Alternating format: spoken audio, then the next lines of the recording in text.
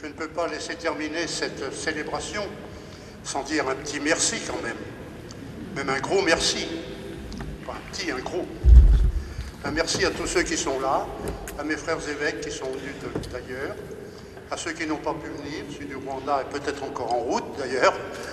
Et je vous dis un grand merci à tous. Je voudrais simplement dire trois choses. La première, c'est que j'ai reçu l'autre jour un message de quelqu'un qui me disait faire ce que tu vas faire, c'est-à-dire rappeler des souvenirs, ça c'est le passé. Et puis, il y a le présent. Le présent, c'est la joie, maintenant. Et puis, il y a le futur. Le futur, c'est les rêves qu'on peut faire.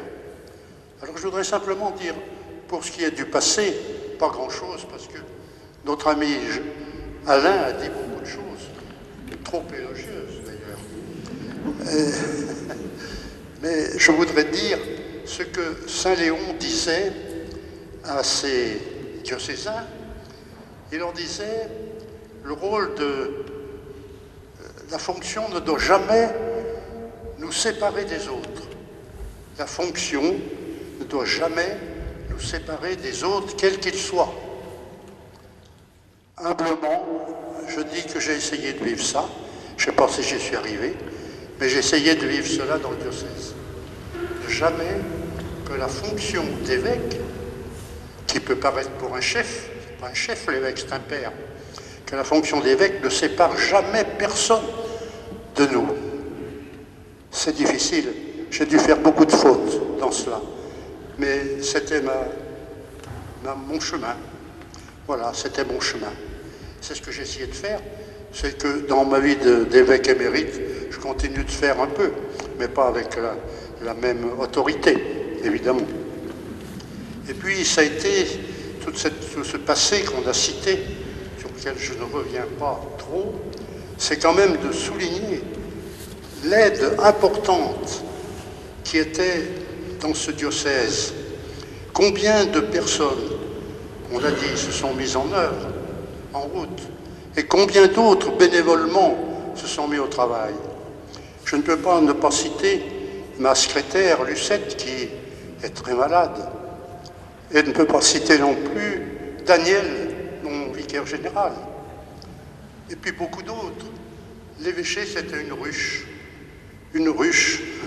où il y avait des abeilles qui faisaient du miel, et ce miel était pour le diocèse. Je crois que ça continue d'ailleurs, mais je voulais le souligner quand même très fort. Et puis il y a aujourd'hui, c'est la joie d'être accueillis par vous tous, qui avez fait peut-être des kilomètres pour venir boire, ceux qui viennent d'Afrique ou de Nouvelle-Calédonie en ont fait beaucoup plus. C'est la joie de nous retrouver, la joie d'être là ensemble, d'être là grâce à notre Pierre-Yves qui a mis en route tout ça, notre joie de se retrouver.